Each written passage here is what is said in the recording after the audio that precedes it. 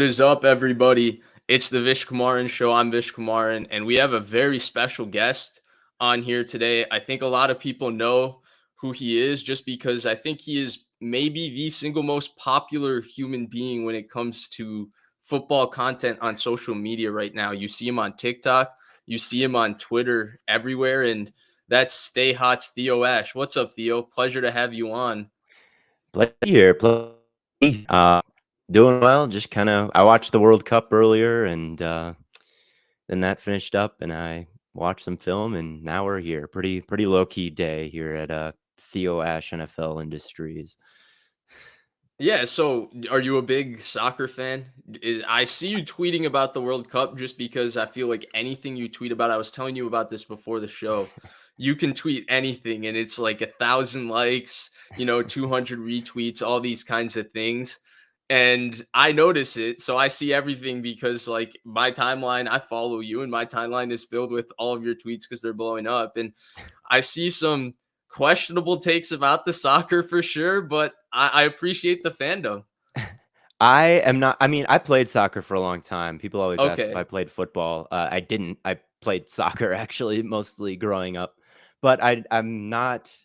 I only have room in my head for so many leagues, right? And time for so many leagues. So it's like I got Uh-huh. football and basketball, and I love the sport of soccer, but I I I can't really get into it at a club level because it's, early mornings. It's a whole nother league that I got to think about with all the players and stuff. It's Yeah. like I don't know if I'm gonna learn all of this when I could like watch film on football or make some more content or something like that. But I do love the sport, and at the World Cup in a tournament format, it's pretty easy to pay attention. It's on Fox at somewhat reasonable times. Yeah. So yeah, I'm a fan. I really appreciate the sport, and I don't know many of the players, and my takes are mostly just about the referee, the Yeah, VAR there system, I honestly. actually really appreciate the take. Sometimes like I think you were talking about offsides earlier today. Um and Yes. I sometimes I agree and disagree. I would say 100%, but I do always appreciate the honesty. I just am sick whenever there's a goal and it's called back for like in this instance someone's shoulder being an inch off Yeah, sides, yeah. and I'm like Which is offsides. it's it's offside, but it's not. When they were making the rule book, right? The point of offsides, like what's the problem if there's no offside, right? What is the issue Cherry if that picking. rule goes away? The issue is people will camp. People will just set Yeah, up cherry shop behind pick. the defense goals and just cherry pick, right? To me, when a goal like that gets called off, it, offside was not made to prevent goals like that, where it is the guy is in line with the defense, he is making a run, like he's not cherry picking anything, right? This was not a cherry pick. This wasn't set Right. up behind the defense. But with VAR, all of a sudden it's like, well, let's just check the granular details, and it's like that's not the point. The point is if they're not setting up offside, if they're not timing their run too early, if they're not setting a defense, and to me, it's like it's fine, even if he's this far off, because that's like kind of it's the letter of the law versus the spirit of the law. To me, the spirit of the rule is not to call off goals like that. It's to, don't set up behind the defense. And if I notice you making your run too early or setting up behind, then we're gonna call it. But if there's a goal it would almost be like in football, like after a touchdown, going back and looking for holding is almost what I would like consider it. And if they're found holding after a touchdown, you could say, well, like, well, there was holding there. Like, we got to call it off. That's the rules. But like, we don't need to be calling off. We don't need to be going back and reviewing for something so little and calling off big plays. Like, I'd rather just see the big play. That's where I'm at Okay. with the rule. So I that line of thinking is valid, and I promise we're gonna get to the football. I'm actually the same thing as you. I played soccer my entire life as well, but I was always more interested in football. My parents Yes. just there was no chance they were gonna put me on a football field. And I think it was good for my health that they never allowed me to get on the football field. But uh so I mean I can talk about this forever, but I agree with you. I hate the spirit of VAR in general. I think a lot of the beauty of soccer is how much there is in terms of it's just a very spontaneous sport, right? The decisions are spontaneous, the build up play, how you're setting things up. Like you might have a plan in terms of how you're going to do something, but at the same time, so much is just reacting live to how the game is going, the pace of the game then, and so I don't like VAR in general because I think that it takes away from that spirit a little bit. But if we're going to have it, I feel like we got to be as detailed as possible. And so I agree with you to the extent, but if we're going to follow this process, then let's follow this process 100%. And let's call offsides to the utmost and the, most like specific detail that we can follow it to is the way I look at it. I think I could get down for VAR, but then like later in the game, like I think, or later in the day, Japan scored a goal where I think the ball like pretty clearly went out of bounds, and VAR was like it was actually in. I don't know. I just think there's like some sense of common sense that is missing when we just look at it super granular. Like, okay, maybe like if we look at it from a pick, like if it's on by a pixel, like okay, but I think rational person can sometimes look at these things with the naked eye and just make a call. I that's where I'm at with it, but I don't know. I could, but it's good to get things right, like goals or like maybe fouls in the box. Like those are things very much worth reviewing. But very granular, like offsides decisions that call off goals to me just seems like disappointing and kind of bad for the sport and the viewer experience. Yeah, I don't even like the stuff in the box. No, Like I feel like in general, I feel like whenever you played the sport, like you got away with some more things in the box. That's just how it worked. And now yeah, that people are going back and reviewing it, it's like, things that just I feel like there was an understanding that it had to be a little bit more than just a common foul to get a penalty. And I now that agree the with that common too, foul is and that's giving you the kind of how I penalty feel is about. Yeah, yeah. I agree with that too. I mean, maybe going back and looking for like some blatant handball that was missed, like, but that's almost the same as like the NFL, right? Where it's like you can go back and review. Yeah. You can go back and review things like, did the ball cross the plane or not? Did the ball cross the goal line or not? Did this ball go out of bounds or not? But you can't review penalties in the NFL. Right. And I kind of like that. And that's kind of where I'm at. And with soccer or football, as people get mad at me if I say soccer. But yeah, I almost think it should be the same thing in every sport. It's like we just never need to review fouls. If you just let the ref's decision stand, that's why you pay them. But Right, yeah, right. All right, so let's get into talking about football or what Americans refer to as Americans, yeah. football. Because that's why people are, here. And so as you know, I'm a 49ers fan. I kind of just like talking about the 49ers. They're my favorite football team. And I know you talk about anything and everything. You put the NFL tag right at the end of your Twitter. So that means you're well versed in all things the NFL. And the Niners have a big game coming up that I think is actually very interesting across the NFL because I think the Niners and the Dolphins are two of the best teams in the NFL. And I would say they're two teams that I would put right in the middle of the Super Bowl conversation right now, which we will also talk about later. So, kind of previewing this game, what are you looking for in this matchup? Maybe I'm not going to ask for a prediction, but kind of give me your estimation of how you think this game is going to play out. Well, it's a super fascinating game because it's almost like with the Dolphins, they're very 49ers-esque. It's almost like the machine like trying to destroy itself here with Right. Shanahan here. And I mean, Next Gen Stats posted a great thread about some of the similarities here, and they posted a heat map from Jimmy Garoppolo and Tua Tagovailoa, and it looks the same. There's like all this stuff in the intermediate middle areas of the field, right? And not so much kind of deep down the sideline. But at the same time, the 49ers have got guys like Fred Warner. They've got a great linebacking core that really eliminates those intermediate areas of the field. So Right. that it's an unstoppable force versus an immovable object, right? And that when the Dolphins are, and it kind of goes the same deal with when the 49ers are on the field versus the Dolphins defense. But what's really going to be fascinating and what's really going to drive all the dialogue on Twitter is how is Tua and the Dolphins offense going to do against a top defense? Because I think they've got a lot to prove in that area. Obviously, Tua has been lights out over these past couple weeks, like pretty spotless record since coming back from injury. But there Mhm. are some kind of nits to pick about his games at the beginning of the season. They only scored one offensive touchdown versus New England, which is a great defense. There were like 4 dropped interceptions versus Pittsburgh.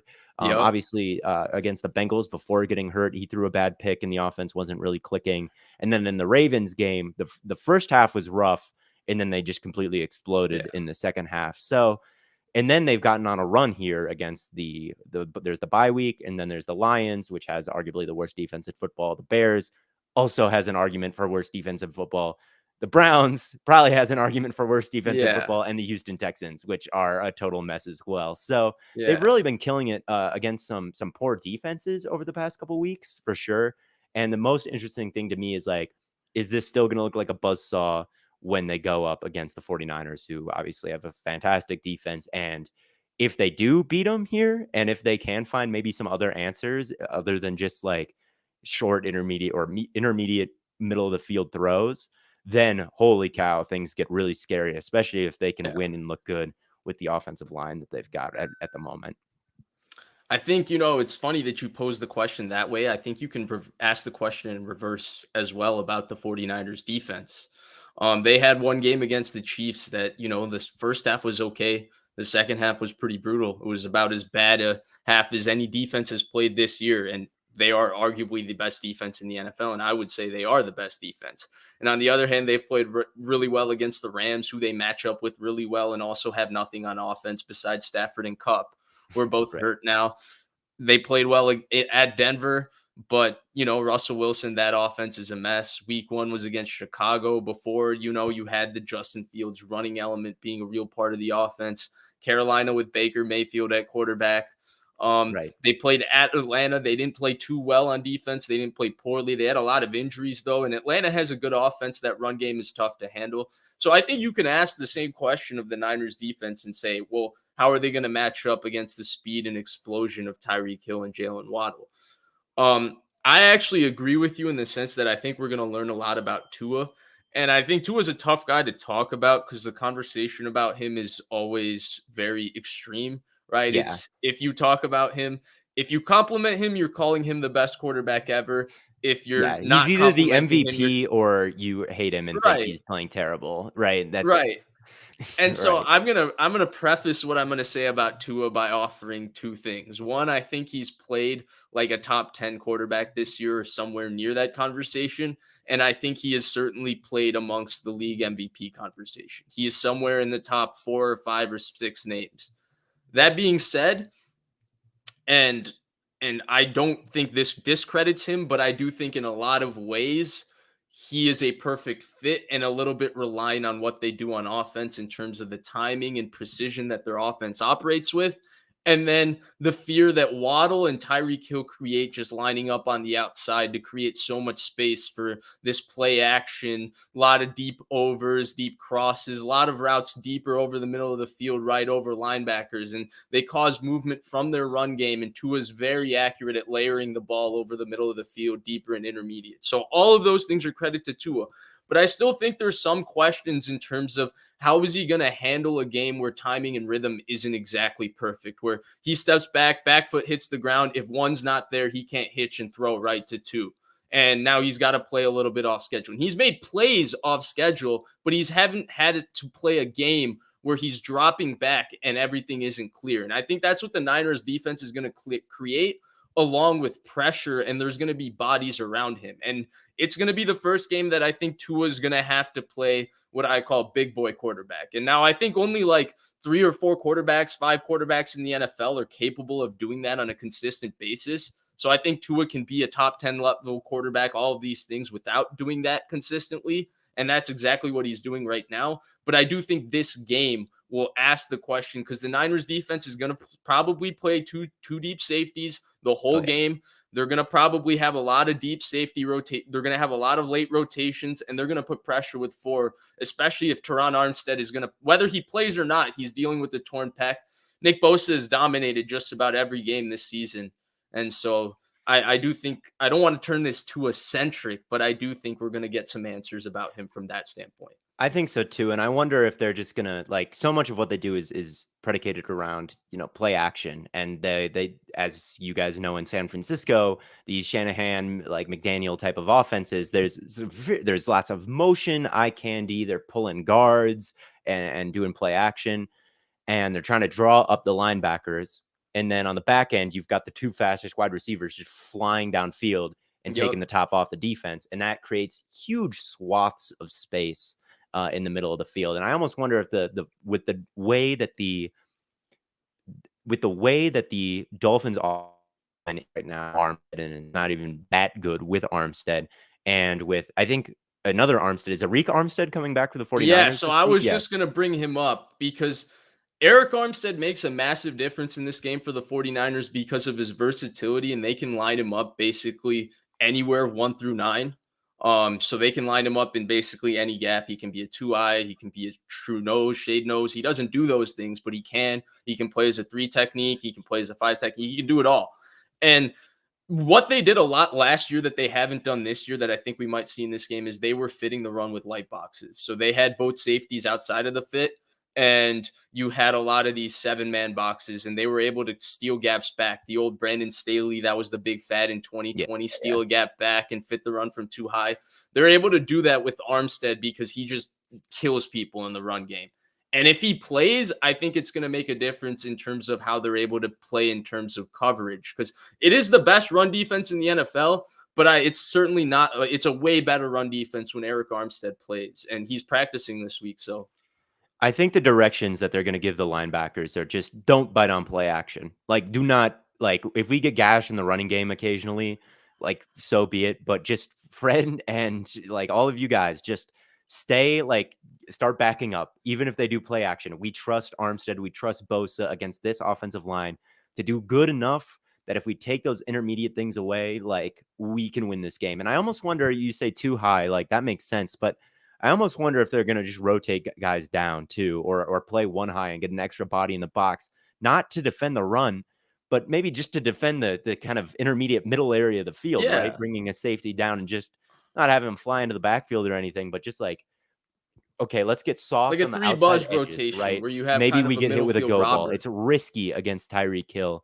and it's risky against Jalen Waddle, but force Tua to throw that 9 ball down the sideline and use that arm strength that, and you can say whatever you want about Tua, all of his strengths, holding safeties with his eyes, making quick decisions and releases and playing well in the structure. It is undeniable that the guy does not have the strongest arm, right? He just is not someone who can, he's Yeah, someone who underthrows a lot of deep balls, and he's got guys who can catch those deep balls anyway. But maybe they're going to be rotating guys down and keeping the linebackers, and they're going to have to win games in ways they don't usually win in that case. That would make the Dolphins like maybe they just go deep down the sideline and Tua hits it anyway, and yeah. you've got Hill and Waddle and they just scorch guys on the sideline, or maybe they win just by running it a bunch and saying like, if you're going to be worried about intermediate, and if they notice the linebackers maybe not going like downhill the way they'd like, maybe they can win the game running the football, and maybe dropping back is more risky anyway. If you have a bad offensive line, like dropping back is more risky than running the football. So maybe we see a little bit more running than maybe we anticipate. Maybe they go into this game with a little bit more of a hard-nosed mentality. Who knows? But I could definitely see something like that happening where Yeah. it's a little bit more, the intermediate stuff is like the one thing that the 49ers want to take away, and maybe getting beat in some other ways that we don't quite expect. That's going to be the key to this game, is And like I think they are going to make Tua and the Dolphins win in a different way. I don't think it's yeah, going to be all stuff over the middle of the field. I don't think there's going to be no. wide open guys, but I do think that they're going to sell out on taking that away, and I think there could be some big plays to be had maybe in other areas, because I think they're going to really sell out to take those things away and force Tua to beat you in other ways, which he hasn't really Yeah. shown yet. I have my doubts that he can. That's my one thing, even still, where it's like, I don't know about that yet. I'm not willing to. I know a lot of Dolphins fans and a lot of people in general, like he's a pretty hyped up guy right now, or would be willing to bet on him, making whatever play the Dolphins need him to make. But I am not quite sure yet. And I think for that reason, I think the 49ers can win this game. I think so. But Yeah, and yeah, I do want to talk about the Niners offense, Dolphins defense matchup as well, because I think you and For I sure. took that conversation very Dolphins offense versus Niners defense, which is, number one defense versus what is probably playing as the best offense in the NFL right now. I mean, for all the things we can talk about with Tua, and I understand that, again, like I mentioned, every conversation with him is mountain or molehill. It's extremes either way, but he is operating right now at a level. And, I feel like with him, and because lack of arm strength is a tag that he has, a lot of people overlook some of the good things he does that aren't necessary, that are maybe a little bit more sophisticated quarterback things that have a little to do with how he is physically. And right now, the efficiency he's playing with, in terms of, when the timing he's playing with, how accurately he's throwing the football, he's playing at an exceptionally high level. I think there's no doubt about that.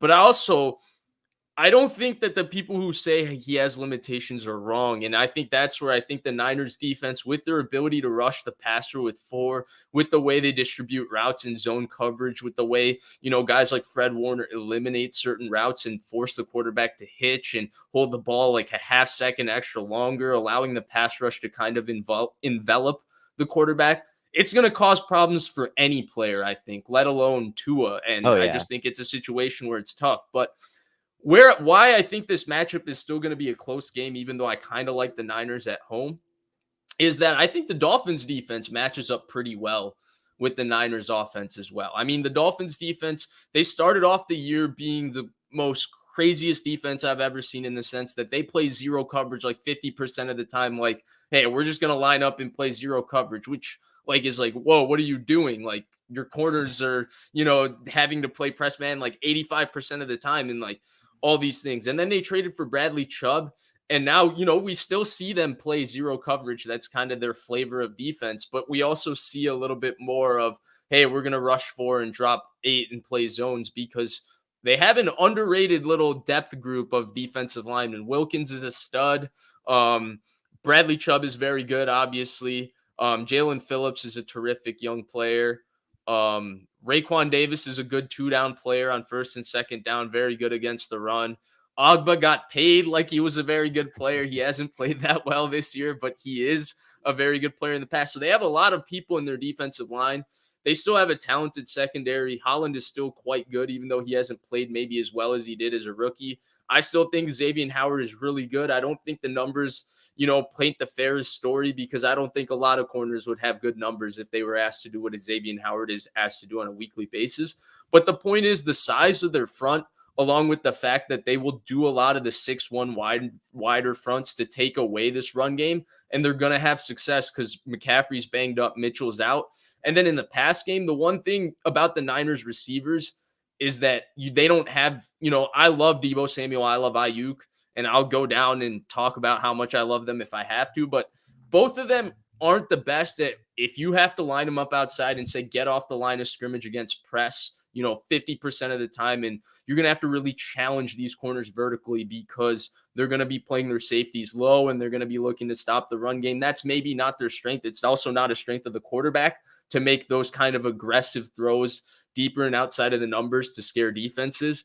And I think the Dolphins defense actually has a really sound matchup with the Niners offense because of all of those things. I know I'm rambling a little bit, but what are your thoughts on that?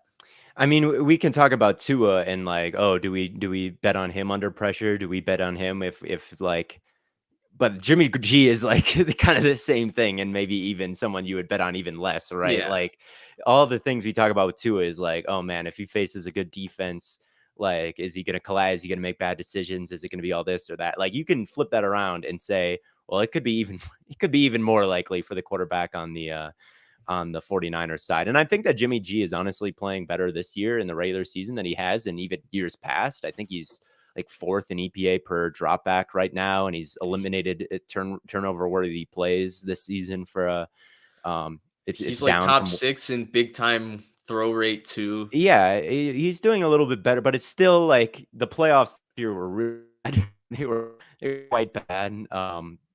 So you still get flashbacks to that. And yes, this Dolphins front four, I mean, if we talk about the 49ers, like after adding Bradley Chubb, it's really scary. I'm so high on Jalen Phillips. He's someone that was, I think, my highest graded defensive player in that draft 2 years ago, which over Surtain, over J.C. Horn, over Micah Parsons, which was a mistake, but he was. That was definitely a mistake, but he was. I He love was him he coming was out. a pretty awesome player coming out. I think without the head injuries, he would have been a top 5 pick. Yeah, I think so too. I mean, his array of pass rushing moves was really good at Miami, and this year, I mean, he's bulked up a little bit. He's more powerful than he was his rookie year. That was an issue. He's been able to survive a little bit inside. You can match him up on the worst offensive linemen, and the 49ers have some bad interior offensive line. It's not all Trent Williams across the board Right. there. And I think Melvin Ingram still has some juice, and obviously Chubb is a good Yes. player. So it's a very versatile guy. There's guys who can survive inside and outside. Obviously, that was something that Ogba did a lot. Chubb is a very similar body type. They'll put him up wherever, put Jalen Phillips up wherever. You're not going to put Melvin Ingram on the inside anymore, but in kind of a limited sample, he's old. You don't want him playing a million snaps, Yeah. but he's got some wicked pass rushing moves, man. He's got some wicked pass rushing moves, and yeah, I mean, if they can get to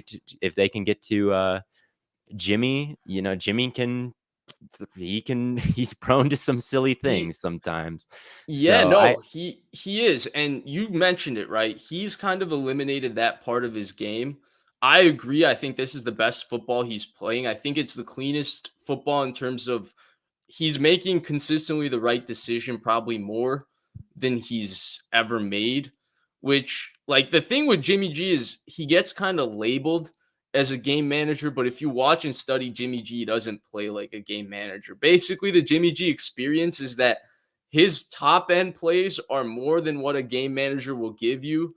And it's not like in terms of, oh, he's extending the play and throwing the ball down the field. It's more in terms of he's going to hang in on 3rd and 8 with a collapsing pocket and make an unbelievable throw with like 3 people around him into a tight window without his feet completely set. Just snap his hips and flip a ball out there. And you're like, whoa, how did he get that ball even out? And he'll throw it on the money on 3rd and 8. But then he'll follow it up where you come off play action. It's a pretty simple read and he'll miss something or he'll miss underneath coverage and he'll throw a pick. And you're like, how do you make a mistake like that with all the football you've played? And then that play kind of evens out to a game manager.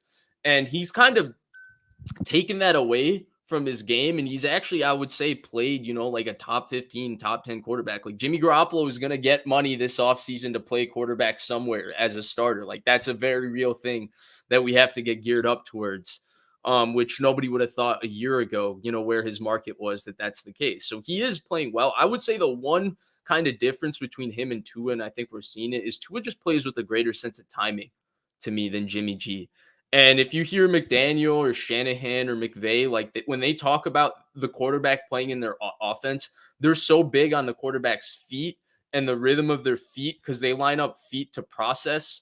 And I mean, every offense, your feet tells you where to go with the football for a quarterback, but they are very particular in the rhythm of a quarterback's feet. That's why Shanahan loves Matt Schaub. He actually did a really nice breakdown of Tua and how he reminded him of Matt Schaub in the sense that, first hitch, he gets to his second read, back foot hits the ground, ball comes out, just in terms of how good his footwork is within their offense in terms of their timing. And I would say that's something Jimmy G has not always played with, which is great timing. And he gets away with it because God has gifted Jimmy G with the greatest release in the history of quarterback play. It's like Aaron Rodgers-esque in terms of how quick it is. So he'll be late a lot of times, but the delivery is so quick that he gets away with being late. But I think that's where you're seeing like in a level to the Dolphins offense in terms of efficiency. I think it's that little extra precision and timing that Tua has that Jimmy G doesn't have, that we're seeing the Dolphins offense look, closer to the explosiveness of the Rams of 2018 or the Falcons of 2016, the best iterations of the Shanahan McVay system, as opposed to the Niners, who look like a good offense with great players, but maybe don't scare or overwhelm people in terms of how gifted they truly are. Yeah, I can see that for sure. And the other thing about this game, I guess, if we're going to be when we talk about Jimmy G when he does make mistakes, it's a lot of times people like Seth Galina of PFF has talked a lot about this of it's to the robber. It's like a Right. safety rotates and he just doesn't see it. That happens a lot in cover 1 and cover 3, kind of these single high things that end up with one high safety, one guy in the box. The Dolphins do a lot of that. They're third in the league combined in cover 1 and cover 3 snaps. So this is going to be a good test for Jimmy G as well, right? There's going to be guys from a 2-high structure rotating down, and he's got to really be aware of that and not throw it directly to them, which he does have some. Doesn't do it all the time, but he does have some propensity to do that. And yeah, speed of that footwork. But you're right. I think it'll be a good test on just how much he has improved this year, because he has against a good defense. There's going to be some pressure. There's going to be those safeties rotating down. If he does a good job against this defense, like same deal with the Dolphins. Like if Tua does a good job at this defense, it's like, whoa, holy cow, this is a Right. huge contender now. Right. Same thing with Jimmy G. It's just a mirror. It's not quite an exact mirror. Maybe it's like a warped mirror where the face looks a little bit scrunched up or something. But same deal here. If Jimmy G navigates that kind of environment, and then you can really say maybe things will be different in the playoffs this year. Maybe he really is kind of turning a corner. Maybe this offseason he's playing with house money now, right? Like he's not even supposed to be here, and maybe that like spurred some weird improvement with him, that he's playing a little bit more relaxed or something. I don't know. But yeah, it'll be a good test. I would definitely look out for those picks, like to a safety rotating down in this one. And if they don't happen, and if he plays a good game, then that's I think a real good show of growth. All right, rapid fire, 2 things from you real quick. Is this a Super Bowl preview? And then who's going to win this game on Sunday? I think it could be a Super Bowl preview. I'm very high on the 49ers with the defense that they've got and all the skill position talent that they've got. Without the Rams in the way, and I think they can beat like the Eagles. I think they can beat the Cowboys. I think they can definitely beat the Vikings. I think from like a talent standpoint and a defense standpoint, this might be the most complete team in football. As far as the AFC goes, I think I still like the Chiefs over anyone. So this isn't maybe my prediction on the Super Bowl, but I mean, especially if that Dolphins front four really creates havoc, this is going to be a good defense. This is going to be a good offense the rest of the way. Like we know that the offense is good. They'll have Teron Armstead back by the playoffs, though they will make the play. I think it would take a pretty epic collapse. No, for them not to do it. absolutely. So I think I don't know if it is a Super Bowl preview. These aren't my 2 picks. Maybe the Niners are. Honestly, I'm pretty high on them. Honestly, with all the like top 100 talent they have on this team, and with Armstead coming back, but I don't think the Dolphins make it all the way there. I don't think their defense is quite to that level, but I mean, if that front four really if Jalen Phillips even like takes it up a notch and starts finishing these sacks a little more often, he gets a lot of pressure and doesn't maybe finish sacks or plays as much as he could. And or if Bradley Chubb like continues to play like, an all pro this year, I think it could be. I don't think it is. I guess that's where I'm at with it. Yeah, so I'm kind of in the same boat. Oh, and who do you have winning? Who do you have winning on Sunday? I do have the 49ers winning. I think their defense is better. The Dolphins defense has given up plenty of points on numerous occasions. The Lions game was a total shootout. The Ravens game was a total shootout. Like, yeah, I think I trust the Niners defense a little bit more. And that's the way the middle of the field. And I do think the 49ers win this thing, but yeah. So before we move on, I do want to give my thoughts on that real quick. In terms of Super Bowl preview, I'll say this. I agree with what you said on the Niners. I agree partially with what you said on Miami. To me, Miami is 100% a Super Bowl roster, and I think they're 100% capable. I have one remaining question with them, and that is if they have to go on the road in the playoffs, how is Tua going to deal with the cold weather? Yeah. And if I can answer that question, then I can 100% tell you that I think Miami's a Super Bowl capable team. I think they have everything that it takes. And then if who I think is going to win on Sunday, I actually think Miami's going to win. I think it's going to be a close, lower scoring ball game. And the reason I'm picking Miami is I just don't think the Niners have peaked in terms of where they are. I think they're still kind of in the process of peaking. They're still winning ugly. They're still kind of figuring things out, which is kind of crazy to say 11 weeks into the season. But I do think there's growth where we will see the Niners playing their best football at the end of the season, but I don't think they're there yet. And even though the defense is playing really well, I just think because they're not there yet, I think Miami is playing a little better as a team right now, even though I do think the Niners overall team is better. So I think Miami will eke out a win on Sunday, but I mean, this game doesn't really affect the Niners in the standings in terms of the long run. And I do think that they are going to be a better team than Miami by the end of the season, if that makes sense. Yeah, I mean, I can see it. I don't think that this game really tilts in a major way, one way or the other. The Dolphins has been an absolute buzzsaw these last couple weeks, Yeah. and yeah, I could definitely The see them punching any team in the mouth. Yeah, they're playing unreal. And so we have to obviously shift topics here. There's another player on the 49ers that, he is rather polarizing. I would say in some ways he's as polarizing as Tua, maybe just not as polarizing to as large an audience as Tua, but that's Trey Lance. He's at a very weird spot, obviously, in his career, given what COVID did in terms of reducing his opportunity to play one more year of college football, then sitting here in San Francisco, and then now playing, a quarter and a game and a quarter of football and getting hurt and being out this year. But I wanted to get your thoughts. I know that you're pretty high on him. I've, interacted with your content enough to know that. But yeah, how do you feel about Trey Lance, and what do you think, or what's your best estimate of where do you think kind of the future goes for him from here? It's so tough to say at this point. I literally looked this up before this. I have some numbers on how much the rookie quarterback class of 2021 has played in their career. I added up their college and NFL dropbacks so far. Lawrence has attempted 2,125 passes. Zach Wilson 1,409.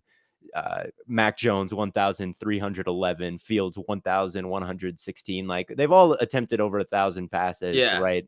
And a lot of these aren't even the biggest workloads, and they'll be bigger by the end of the year. And then Lance is at 420, right? He'll be going into his third season in the NFL with 420 attempts in both the college and Since NFL high level. school. Yep. Well, It's I think there was a stat. So I think Lawrence had about 1,400 attempts at Clemson, I want to say. And I yeah, think there something was a like that. stat that Lawrence's junior year, he had more attempts than Lance did in high school and college combined.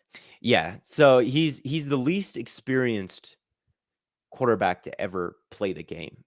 Yeah, pretty Like much. basic Yeah. like that's basically where we're at with him. And like I'm high on him, but like man, going into year 3, it's tough to project someone who's never played that much. It's tough to project like as you get closer to the rookie deal being over, and he's going to be in the middle of development, right? He's not someone that I really expected to be like totally fantastic right away.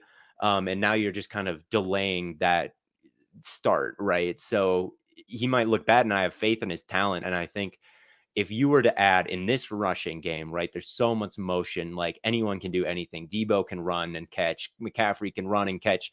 And then if you add a quarterback into this mix who can pass and is also a big threat to run, like, oh my God, it would be hell to defend. And I think Lance is a really smart dude. Everything you ever hear about him is like, oh my God, he is like incredibly good when it comes to the whiteboard stuff, the film room stuff, and he's Right. super talented. So it's like, well, you put him in a Shanahan offense, which makes things easy anyway. Like this could be a really kind of special pairing, I think.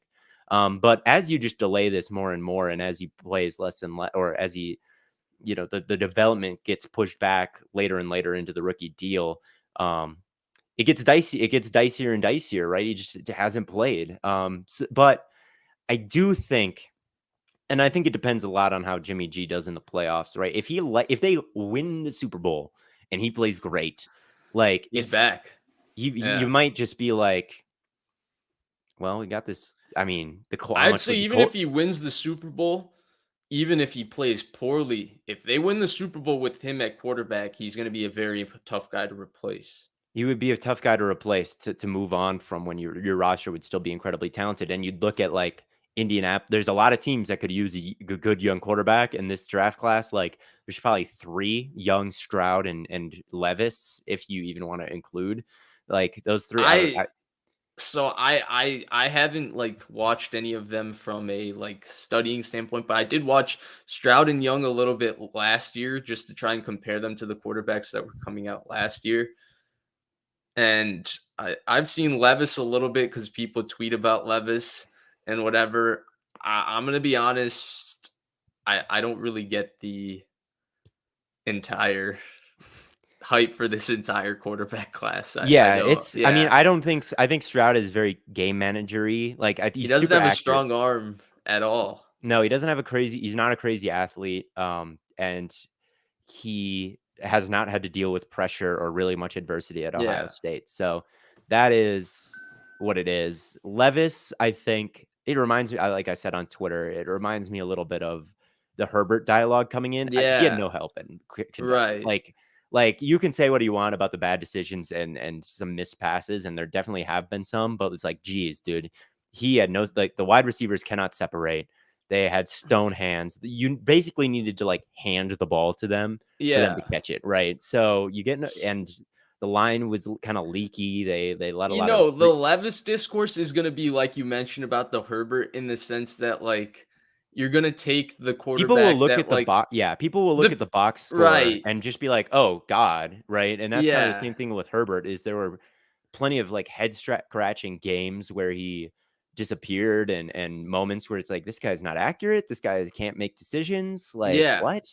But But then like in the the NFL, you purists realize fall in love with Herbert's size, his compact motion for a guy that big, the fact that he can just absolutely stripe the ball. And that was yeah, like kind of the debate, right? Because you had this sanction of people who were looking solely from an analytical perspective at like how he was playing the position of quarterback. And then you had people who were just judging, well, dang, he can just throw the crap out of the ball. Like, man, if we put him in a good offense, which they still haven't, but yeah, it's that's I agree. That's how the Levis conversation and seems to be. Levis Where too. yeah, Something that also I think strikes me as similar to Oregon to Herbert is like people will call them like dumb because of the decisions. They're a dumb decision maker. Like they don't have IQ, but like Herbert is like really smart. Herbert is yeah, like a really smart guy. If you look at his GPA at Oregon, like he completed his biology major with like yeah, great and Levis got offers from Harvard. He had like a really good GPA at like Xavier or something. Like right. I know I read that about him, and he's like I've talked to him. Like he's a very bright guy. So it's not that he's like this total bonehead, right? Where it's like, oh, I don't think he can pick up the offense. I think it's just there's so little help. He tries to force things and he just goes out there and is like, if we're gonna win this game in the SEC with the talent that we have, it's gonna be me doing some crazy shit. Right. And it doesn't work out a lot of the time. Now, I don't think Levis is as talented as Herbert is. Like, is he gonna be? I mean, Herbert to me is like just a world beater. Like he's incredible. Is Levis going to have that kind of ceiling? Is he going to be that kind of player? I don't know. But with I think I like Levis maybe a little bit more than Stroud. Even I think if you put Levis in the Ohio State situation, I think and Stroud in the Kentucky situation, like I think this would not be a hot take. But at any rate, there might be two or three guys who you like in the first round. And Washington, the Buccaneers, the Colts, the Texans, who else needs quarterbacks? There's a bunch. The Saints, like there's a bunch of teams that need quarterbacks out there, and only like three exciting young ones. Like maybe you can throw McKee in there, or Penix, or Hooker, but like to me, not really. So a guy like Lance would have incredible value if Yeah. Jimmy G were to win the Super Bowl, but and like they wanted to keep him. They think like, oh, he made strides in this offense this year. Like he's still not like an old quarterback. Like let's just roll with that based on what we saw. If that's the direction they go, and I don't think it will be. I don't think that Jimmy G, I No. think they'll be like, thank you for this year, Jimmy G. That's why we gave you that contract this offseason, but it's still Lance. I think that's what's going to happen, but you could probably still get it. Like Lance, if teams still viewed Lance as like a rookie quarterback, I don't think it's out of the realm of possibility that they choose that they're just like, this is Y- we don't need a yeah. rookie anymore. And that's what Lance is. They might say, we don't need a rookie anymore. We have Jimmy G and he's playing at a new level now. We don't need a rookie anymore. So And we've got this rookie. his contract makes that conversation a little bit different because you have to make the fifth year option decision after next year. I do think this conversation is always premature right now because the question with Jimmy G is not about can he play good football in the regular season because Right. he's not played maybe this well in the regular season, but he's had stretches in his career where he's certainly played well in the Jimmy regular G, season. this is a crazy in EPA per play over the last decade. He's the god. I He's the think Jimmy god. G is like top 5 or something. Yeah, it's Like he's it's like four above Hall of Rodgers Famers and and like Jimmy G above in the like top 5. Yeah. Breeze or something like crazy. He's like in that Rivers range in I terms of like yeah, regular yeah, yeah. season I EPA. created a Twitter thread about this. Shanahan's offenses in general, like Matt Schaub was top 5 in EPA per play when he played with Shanahan. Matt Ryan was top 5 in EPA per play when he played with Shanahan.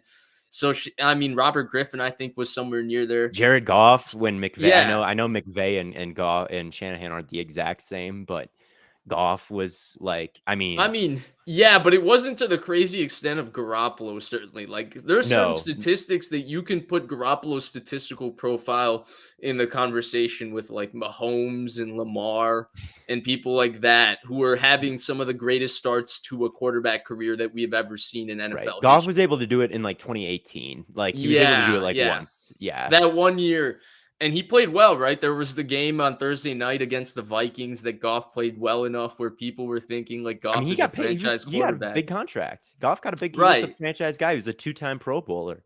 Oh yeah. Oh yeah. But getting back to the Trey Lance conversation, I do think it's complicated because the thing with Trey Lance is that it's kind of, and I talked about this because I was talking about Zach Wilson and Mike White a little bit yesterday. And I compare this conversation a little bit to that, but in a completely different way. Like, I think the Jets were kind of in the best case scenario with Zach Wilson. He was playing like the 35th best quarterback in the NFL, and they were still 5-2 with him under center, which was the point because I do think they kind of tread water a little bit with Mike White. Like, sure, Mike White can play great against the Bears defense like that, but I think given the talent he has, there's a ceiling with Mike White that will not allow the Jets to ultimately get to the promised land. And whatever you want to say about Zach Wilson, and there's so many things wrong with the way Zach Wilson's seeing the field. I mean, I don't even need to talk about it because like Kurt Warner and a bunch of like really, really smart people did amazing JT O'Sullivan like film breakdowns showing you what's wrong Oh with yeah. his feet, showing you what's wrong with how he's seeing the field, all of these things. So Zach Wilson in a lot of ways is a broken quarterback. But physically, Zach Wilson has the potential to be a franchise quarterback. And Mm-hmm. because of that, I think like the Jets' best case scenario is still that you go through all these lumps and Zach Wilson somehow comes out for the better and he somehow you get him to play well at some point because you're still with winning with him playing bad. And so that's where I think this conversation is like a very interesting because I do think from a personality aspect, you won't have the issues with Zach Wilson that you or the issues that you have with Zach Wilson, you won't have with Trey Lance. Like you mentioned, like he's off the charts in terms of all of those kinds of things. But in terms of the play, I do think it's going to be a case of, Jimmy G is probably a better player than where Trey Lance is today. I mean, you can see the issues. I find it difficult to call them issues with him because it's such a small sample size. It's like, can I really say fairly that he does this or he does that? Because he hasn't really played enough for me to say this is who he is as a Right. quarterback. I don't know. But my point is, even saying all of that, I still feel like, well, okay, the point with him is that the Niners are capable of winning as he goes through these growing pains. And through when he goes through an entire football season, you don't know where he ends up. And he could end up good, he could end up bad, but the point is he could end up as something better than Jimmy G. And that was I think the entire thing with him and they still haven't been able to go through that year to kind of understand like what is the growth capacity for this guy. And I do think that if their season falls short in any capacity, like if they go to the Super Bowl or they win it, I think there's a chance Garoppolo comes back, depending on what the optics and the perspectives are. Like if it looks like 2019 and they go to the Super Bowl, it'll be really easy to move off of him. Right. But if it looks somewhat decent and they go to the Super Bowl, it'll be a tough sell across the board to move off of him. I think no matter what, there's going to be a hedge with the veteran quarterback coming with Trey Lance this offseason. But barring winning a Super Bowl or getting there, I think Lance will get the opportunity to go through those growing pains. And the best possibility for the Niners is that he goes through them. And by the end of the year, he's developed into this, mature, competent quarterback that isn't hesitating the way he is right now, that's throwing the ball a little more consistently. And they're able to put the game a little bit more on him rather than managing him by using his legs to kind of manage the offense and manage him right now. Oh yeah. I still think like it gets hard to project Lance because he's played so little. in his career. And, Jimmy G's playing well. It might be a tough decision, but I absolutely agree that no matter what happens, I mean, they gave up so much for Lance. Right. They gave up so much for Lance. Like, in an ideal world, maybe you win the Super Bowl this year with Jimmy, and then you ship him out of here for picks, and then and then you got your ring and your franchise quarterback. So I really do think it'll take a long time. Like, I really do think it'll be Lance next year and going forward. But, who knows? Who knows? At this point, I would have said that Yeah. this year, and yet here we are with Jimmy G. So I 100% agree, and I think it's the right thing to do. And the most likely thing to do is, even with all the inexperience, you start Lance next year. Yeah. And Yeah. I think I 100% agree. And it just comes down to how much they gave up. And I don't see the way I think you can move off of him is if he's not been as advertised in any way. But to me, he's kind of been everything that he was sold to be, right? He's been incredibly mature. He's worked his butt off. He's been likable. He's been sold intangibly. He's been all of those things. He's also checked all the boxes on the field where his arm is every bit as strong as you thought it would be. He is every bit as athletic, as big, all these things as you thought he would be. He is every bit as intelligent as you thought it would be. But he's also every bit as raw in terms of all of those things as you thought it would be in terms of Yeah. playing And quarterback and in terms of his accuracy. There's no surprise here with him. So I don't understand how you can move off of him without him ever getting an opportunity when he has not surprised you in any type of way. yeah, who knows how it'll go, but yeah, like Mark is saying, they haven't won anything yet. So, like, Yeah. yeah. But I've been impressed with Lance. Like, it's mostly preseason snaps, but I really do like the way he navigates the pocket. I think that's one thing that's kind of tough for young quarter like Zach Wilson. It's like his killer is he'll turn his back to the defense and just run around. I do think Yeah. that Lance does a nice job kind of shuffling around and finding soft spots and making throws. His sack rate was, in the limited action pretty low last year. And I always get impressed with that in the preseason. And he obviously can run and has the big arm. So the accuracy is absolutely, I think it was an issue in college. That's one thing where it's like, if you're going to project his weaknesses, you got to look at college because it's been so Yeah. few snaps here. But, the accuracy was definitely something that got dinged in college and hasn't looked, he's not exactly like totally precise in the NFL so far, but I don't know. He's still someone I'm excited about. That's where I am with him. He's someone I'm still excited about. Yeah, 100% agree. And the last thing with that, you brought up the sack rate. The one thing I would say he does that's a little bit different from other young quarterbacks, and Trevor Lawrence, I think, is actually the best actually, Mac Jones does this pretty well too, is they get forward in the pocket, they climb the pocket. And if you see the quarterbacks that have issues in terms of playing with the pocket, like Zach Wilson, they tend to drift and they tend to Mhm. move back in the pocket. And yeah, Trevor Lawrence is actually one of the more aggressive quarterbacks in terms of getting himself towards the line of scrimmage. He steps I'm up this really close to well saying there. that he has the best pocket movement of any quarterback in the league. I'm such a big Trevor Lawrence fan. The way The he guy, navigates pressure, like he is amazing at it. If you look at yeah. people always compare. I don't know if you've ever seen the graphic. I'm sorry. Now I'm off in the weeds. I'm No, not no, looking at go it right. for it. But sometimes you see a graphic that is Lawrence versus Minshew, and Minshew has like more touchdowns and fewer interceptions, Oh, and don't there's get this me started. yeah, and there's all these stats that are like Minshew's better. The one thing that they completely ignore always is the amount of sacks that they took.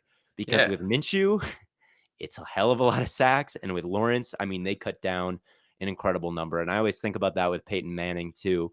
Um, People always talk about, well, he had a bad rookie year. And I heavily disagree with that Peyton had a bad rookie year. He set the rookie touchdown record and and the Colts offense was above average. They went from, terrible to actually above average. So yes, Mhm. there were a lot of picks, but go look at how few sacks there were in Peyton Manning's rookie year compared to the year before. They basically like eliminated those plays from their offense. It went from like the league high to the league low. And so that kind of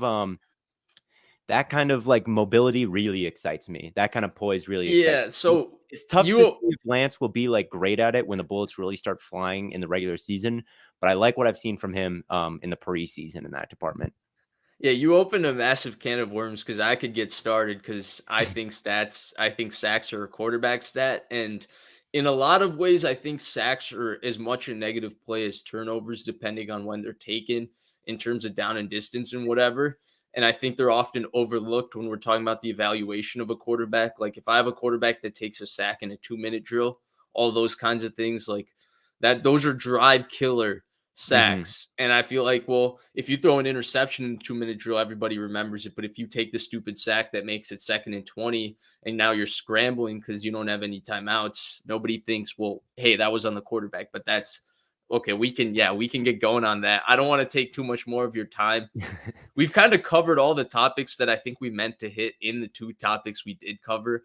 The last thing I wanted to hit, and the reason I really wanted to specifically hit it with you on here, is your top receiver list. I saw you tweet it out, and it was one of those like just same brain Spider-Man meme moments.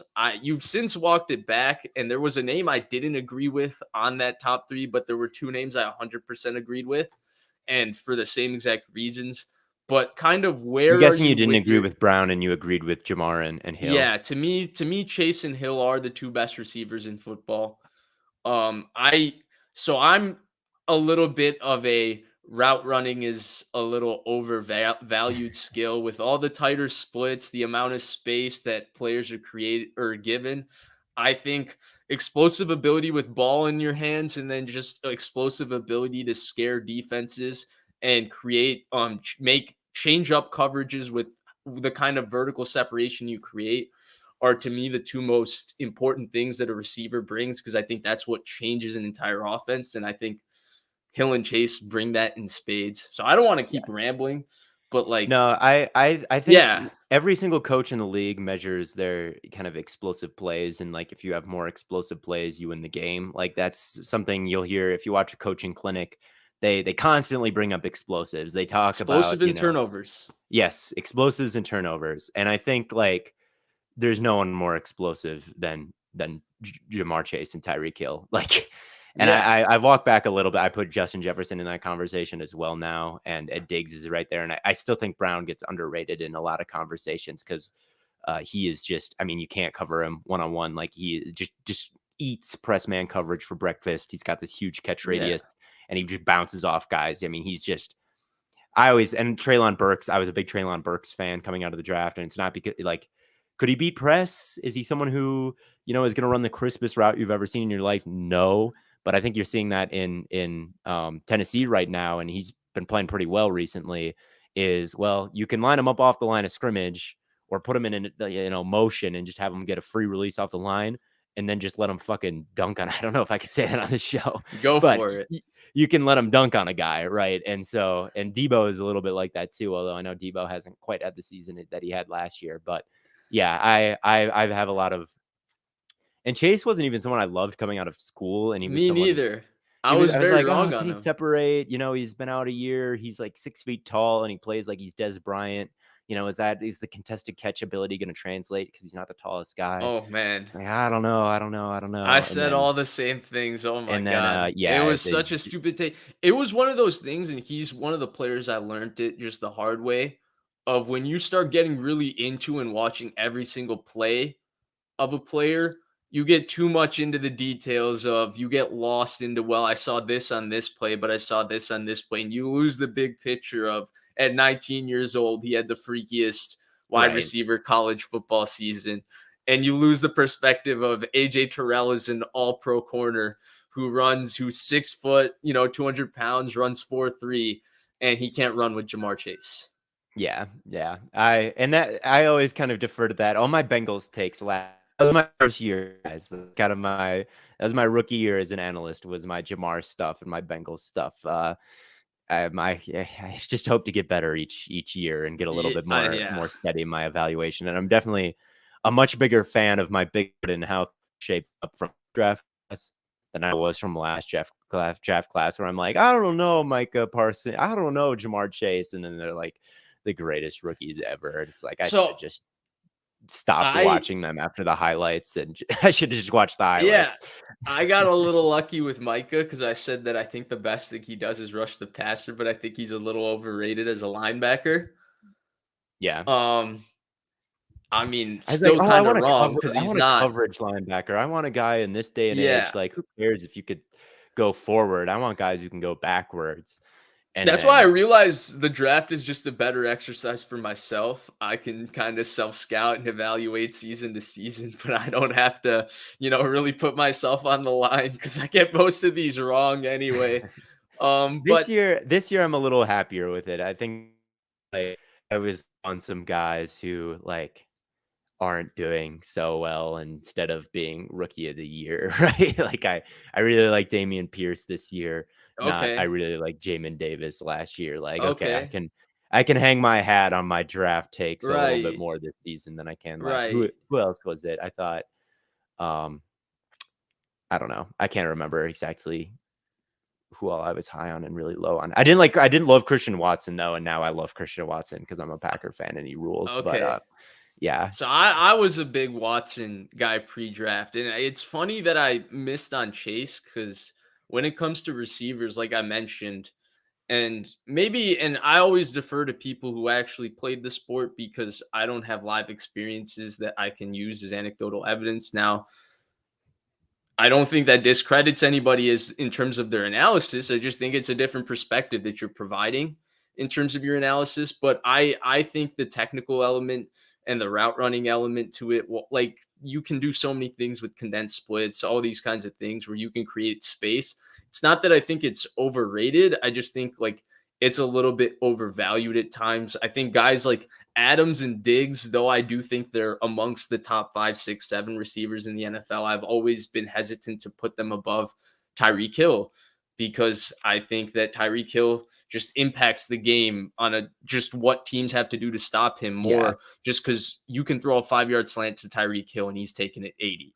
Or he And doesn't even there's have to do anything. It's just like right. just get him releasing vertically and all the And it's safeties will the just fear, fly right? backwards as fast as they can. And Yeah. then all of a sudden Trent's Sherfield is like wide open over the middle of the field. It's like, Yeah. okay, thanks, Tyreek. So yeah, I But he's the yeah. best. And he's a little bit like Curry almost to me, where people like will make the argument for other guys as like best point guard or whatever. They'll be like, well, so this person has a deeper bag, this person is more well-rounded. And first of all, Tyreek is very well-rounded. He's a very good contested Yeah. catcher. But like the value, like much like Curry's 3-point shooting, the speed is just different and it offers more value than anything else can Yeah. because he's just his own little freak of nature and his own little ecosystem almost when you add Right. him. So I almost view him as like the Steph Curry of the NFL, where he just can hit these high value plays at a rate that no one else quite can because he's got a skill that no one else quite does, except for maybe Jalen Waddle. Yeah, Jalen right. Waddle is like Or every or year there's or like, the oh, other he's a one I would say is Chase. Chase is the other Chase is a one little bit that like that too. I don't think he's quite yeah. as fast, but he's a little just muscly, like speedy guy, and he not little. Yeah.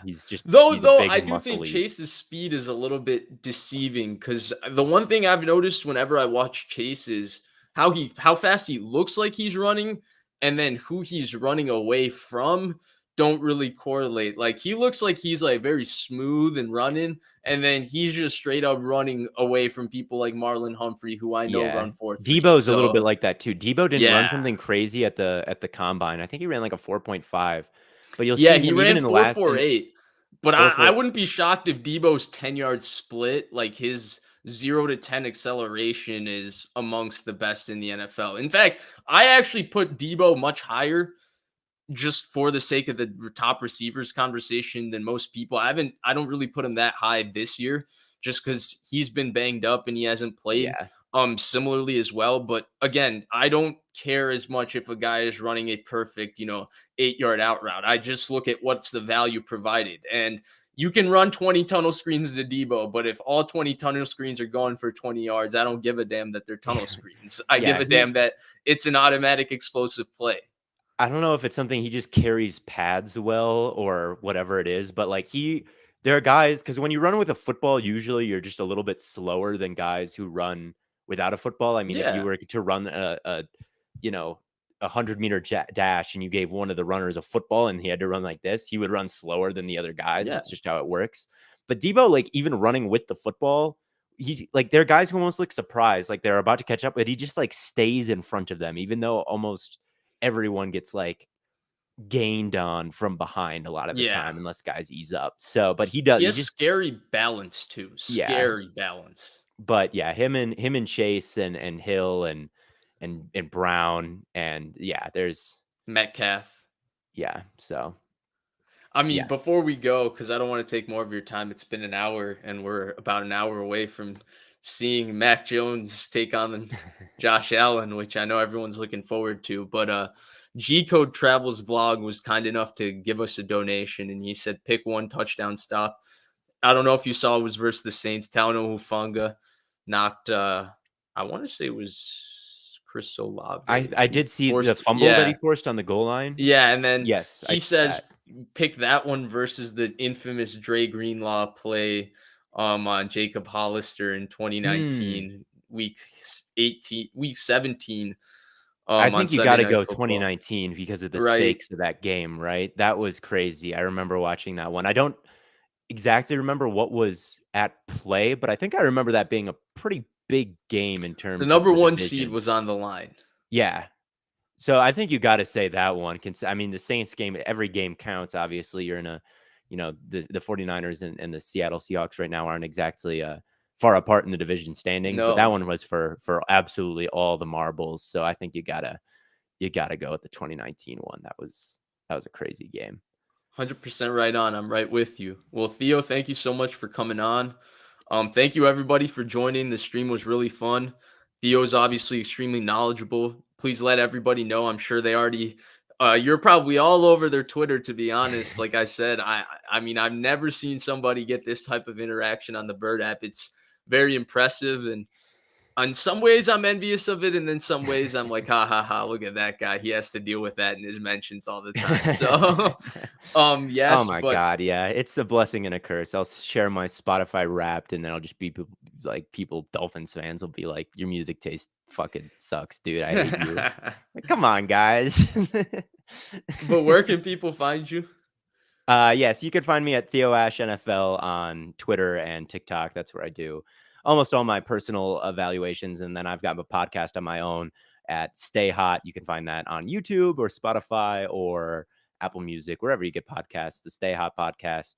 I just did an episode talking. If you liked our conversation about Levis and Lance and all that, we have a full breakdown on where we think all these different quarterback needy teams are getting a quarterback this offseason. So we have that conversation on the podcast and a bunch of stuff. So yeah, check us out on those places.